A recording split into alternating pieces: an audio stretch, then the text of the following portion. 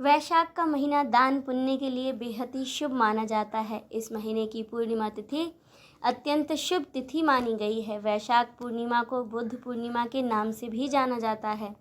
मान्यताओं के अनुसार वैशाख पूर्णिमा के दिन ही भगवान विष्णु ने अपना नवा अवतार महात्मा बुद्ध के रूप में लिया था। इस दिन को बौद्ध धर्म के अनुयायी त्योहार के रूप में मनाते हैं। पंचांग के अनुसार वैशाख पूर्णिमा की शुरुआत होगी 11 मई को रात 8:01 से और इसका समापन होगा 12 मई को रात 10:25 पर। उदय तिथि के अनुसार वैशाख पूर्णिमा का व्रत 12 मई को रखा जाएगा और इस दिन चंद्रोदय होगा शाम 5:59 पर। इस समय आप चंद्रदेव को अर्घ देकर अपने व्रत का पारण कर सकते हैं। यह समय शहर अनुसार अलग भी हो सकता है।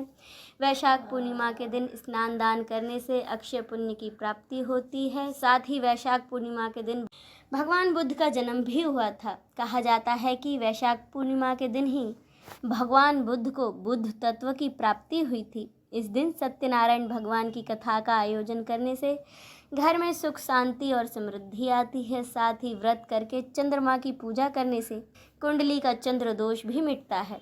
वैशाख पूर्णिमा के दिन माता लक्ष्मी की पूजा का विधान है। इस दिन शाम के समय प्रदोष काल में माता लक्ष्मी की पूजा की जाती है। इस दिन धन की देवी की पूजा करने से घर में सुख सौभाग्य और समृद्धि सदा बनी रहती है।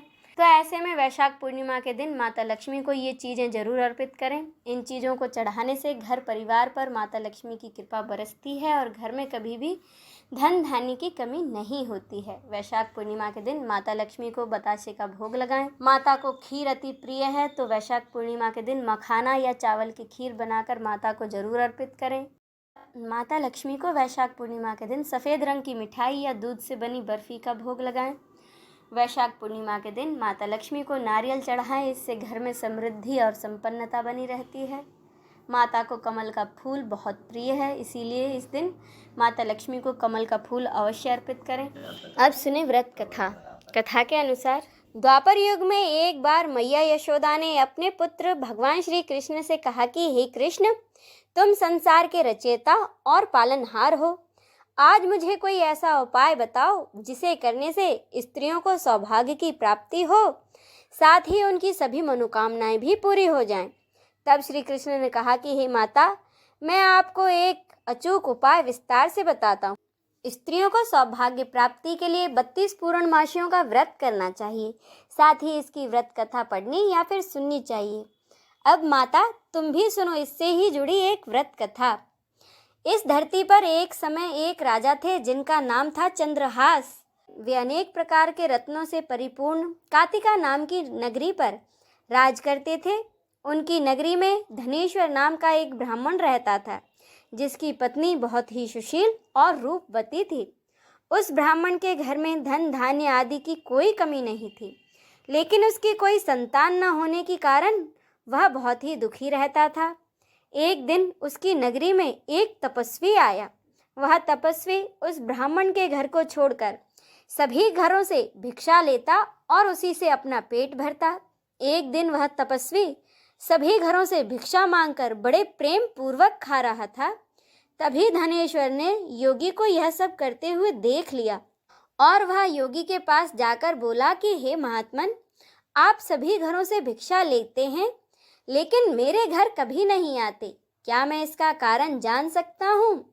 योगी ने कहा कि निसंतान के घर की भिक्षा पतितों के अन्न के समान होती है और ऐसे में जो भी पतितों का अन्न खाता है वह भी पतित हो जाता है। क्योंकि तुम निसंतान हो, इसीलिए तुम्हारे घर की भिक्षा मैं नहीं लेता हूँ। योगी की इस बात से धनेश्वर को बड़ा दुख हुआ और वह योगी के पैरों पर गिर पड़ा और कहने लगा कि हे महाराज, अब तो आप ही कृपा करके मुझे पुत्र प्राप्ति का कोई उपाय बताएं। मैं पुत्र न होने के कारण बहुत ही दुखी रहता हूँ। सब कुछ होते हुए भी मैं खुश नहीं हूँ। आप मेरे इस दुख को दूर करने का कोई उपाय बताएं। यह सुनकर वह योगी कहने लगा कि हे ब्राह्मण, तुम माँ चंडी की आराधना करो। योगी के कहे अनुसार धनेश्वर ने घने वन में जाकर माँ चंडी की आराधना की और उपवास किया। माँ चंडी ने 16वें दिन धनेश्वर को सपने में आकर दर्शन दिए और कहा कि धनेश्वर, तेरे यहाँ पुत्र होगा। लेकिन वह 16 वर्ष की आयु तक ही जीवित रहेगा।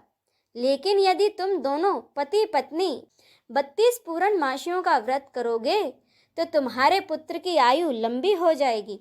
प्रातःकाल तुम्हें इसी स्थान पर एक आम का पेड़ दिखेगा।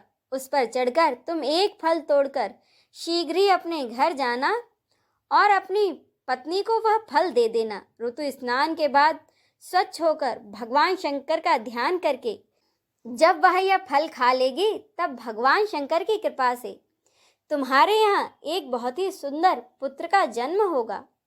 माँ भगवती और महादेव की कृपा से कुछ समय बाद उसके घर एक बहुत ही सुंदर पुत्र का जन्म हुआ, जिसका नाम उन्होंने देवीदास रखा। दुर्गा जी की आज्ञा के अनुसार उसकी माता ने 32 पूर्ण मासियों का व्रत रखना शुरू कर दिया। 16वां वर्ष लगते ही देवीदास के माता पिता को चिंता सताने लगी कि कहीं उनके पुत्र को कुछ हो ना जाए। तभी धनेश्वर ने देवीदास के मामा को बुलाया और उससे कहा कि देवीदास को 1 साल के लिए काशी ले जाओ, वहाँ इसे विद्या पाठ कराओ और 1 साल बाद इसे वापस ले आना।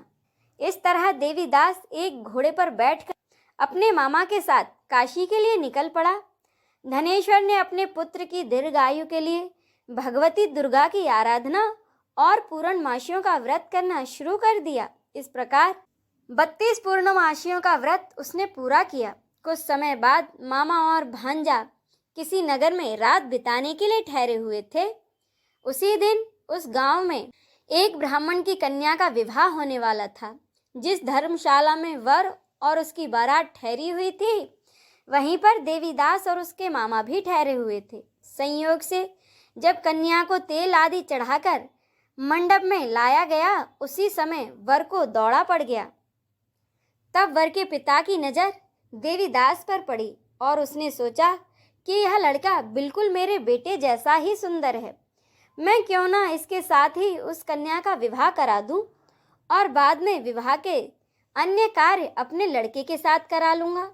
ऐसा सोचकर वर का पिता देवीदास के मामा के पास जाकर बोला कि तुम थोड़ी देर के लिए अपने भांजे को हमें दे दो, और उसने अपनी सारी योजना उन्हें बताई।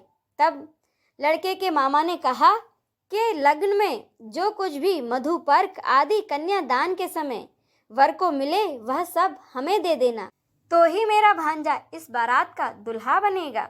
वर के पिता ने उसकी बातें स्वीकार कर लीं और इस तरह से देवीदास का विवाह उस कन्या के साथ हो गया। अब देवीदास अपनी पत्नी के साथ भोजन न कर सका और अपने मन में सोचने लगा, न जाने यह कैसी स्त्री होगी। लड़के को ऐसा करना सही नहीं लगा और उसकी आंखों में आंसू आ गए। तब वधू ने पूछा, क्या बात है, आप इतने दुखी क्यों हैं? तब उसने सारी बातें अपनी पत्नी को बता दी। तब कन्या ने कहा, अब तो हमारी शादी हो गई है। देव, ब्राह्मण और अग्नि के सामने मैंने आपको अपना पति बनाया है, इसीलिए अब आप मेरे पति हैं। अब मैं आपकी पत्नी हूँ और सदा आपकी पत्नी ही रहूँगी, किसी अन्य की नहीं। तब देवीदास ने कहा, आप ऐसा मत करिए, क्योंकि मेरी आयु कम है। मेरे बाद आपकी क्या गति होगी, इन बातों पर जरूर विचार कर लें। परंतु वह कन्या दृढ़ निश्चय वाली थी। वह बोली, जो आपकी गति होगी वही मेरी गति होगी। इसके बाद देवीदास और उसकी पत्नी ने बड़े प्यार से भोजन किया और शेष रात्रि वे सोते रहे। प्रातःकाल देवीदास ने अपनी पत्नी को एक अंगूठी दी, एक रुमाल दिया और वह बोला कि हे प्रिय, इसे ले लो और संकेत समझकर स्थिर चित हो जाओ। यदि मैं जीवित रहा तो अवश्य वापस आऊँगा। प्रातःकाल शादी के कार्य पूरा होने के बाद सब बाराती मंडप में आए तो कन्या ने अपने पिता से कहा कि यह मेरा पति नहीं है और सभी बातें अपने पिता को बता दी। इस तरह से बारात बिना दुल्हन के ही वापस चली गई। अब देवीदास काशी चला गया। कुछ समय बाद काल से प्रेरित होकर एक सर्प रात्रि के समय देवीदास को डसने के लिए वहां पर आया, परंतु व्रत के प्रभाव से वह उसको काट न सका, क्योंकि पहले ही उसकी माँ ने 32 पूर्णिमा का व्रत पूरा कर लिया था। इसके बाद मध्याह्न के समय स्वयं काल वहां आकर देवीदास के शरीर से उसके प्राणों को निकालने की कोशिश करने लगा, जिससे कि वह मूर्छित होकर पृथ्वी पर गिर पड़ा। उसी समय माँ पार्वती भगवान शंकर के साथ वहां आ गए। उसको मूर्छित दशा में देखकर माँ पार्वती ने भगवान शंकर से कहा कि हे महादेव, ये वही बालक है जिसकी माता ने 32 पूर्णिमा का व्रत किया था, जिसके प्रभाव से इसकी अल्पायु का दोष कट गया। भवानी के कहने पर भगवान शंकर ने उसको प्राण दान दे दिया। उधर उसकी स्त्री उसकी प्रतीक्षा कर रही थी। जब 16वां वर्ष व्यतीत हो गया तो देवीदास भी अपने मामा के साथ काशी से चल दिया और वह कुछ दिनों बाद अपनी पत्नी के घर पहुंच गया। तब लड़की के पिता ने उसे बहुत सारा धन देकर अपनी बेटी को उसके साथ विदा कर दिया। भगवान श्री कृष्ण कहने लगे कि मैया, इस प्रकार धनेश्वर द्वारा 32 पूर्णिमाओं का व्रत रखने से उसके पुत्र को लंबी आयु प्राप्त हुई। अतः जो भी स्त्रियां ये व्रत को करती हैं, वे जन्म जन्मांतर में वे धव्य का दुख नहीं भोगती और सदैव सौभाग्यवती रहती हैं। यह व्रत पुत्र पौत्र को देने वाला तथा संपूर्ण मनोकामनाओं को पूरा करने वाला माना गया है। अब जाने इसकी पूजा विधि। वैशाख पूर्णिमा के दिन सुबह सवेरे जल्दी उठकर अगर हो सके तो किसी भी पवित्र नदी में स्नान करें। अगर आपके लिए नदियों में स्नान करना संभव नहीं है तो आप घर पर ही पानी में गंगा जल मिलाकर स्नान कर लें। स्नान के बाद सबसे पहले सूर्यदेव को अर्घ्य दें। इसके बाद माता लक्ष्मी और भगवान विष्णु का जलाभिषेक करें। फिर माता लक्ष्मी को लाल चंदन, लाल रंग के फूल और श्रृंगार का सामान अर्पित करें। भगवान विष्णु को पीले फूल, पीला चंदन और पीले वस्त्र अर्पित करें। इसके बाद भगवान के आगे घी का दीपक जलाएं। अगर आपके पास घी नहीं है तो आप तेल का दीपक भी जला सकते हैं। फिर बुद्ध पूर्णिमा की व्रत कथा का पाठ करें। माता लक्ष्मी को खुश करने के लिए इस दिन लक्ष्मी चालीसा का पाठ करें, लक्ष्मी स्तोत्र का पाठ करें। अंत में भगवान विष्णु और माता लक्ष्मी की आरती करें। आरती के बाद सभी में प्रसाद बांटें। रात्रि में चंद्रोदय के समय चंद्रमा को अर्घ्य देने के बाद ही अपने व्रत का पारण करें। वैशाख पूर्णिमा पर पानी से भरा मिट्टी का घड़ा, छतरी, अन्न, फल, कपड़े का दान अवश्य करें या फिर अपने सामर्थ्य अनुसार जितना हो सके आप उतना दान करें। मान्यता है ऐसा करने से आपको पितरों का आशीर्वाद प्राप्त होता है, जिससे कि आपके जीवन में सदा ही खुशहाली बनी रहती है। वैशाख पूर्णिमा के दिन पशु पक्षियों को पानी और दाना खिलाएं। ऐसा करने से आपके पितृ तृप्त होते हैं। साथ ही इस दिन गरीब और ज़रूरतमंदों को दान अवश्य करें। इस दिन तामसिक भोजन जैसे कि मांस, लहसुन, प्याज आदि का सेवन ना करें। दिन भर धर्म, कर्म, भजन, कीर्तन करें। साथ ही भगवान विष्णु और माता लक्ष्मी के मंत्रों का जाप करें। बोलिए भगवान विष्णु की जय, माता लक्ष्मी की जय। हर हर महादेव।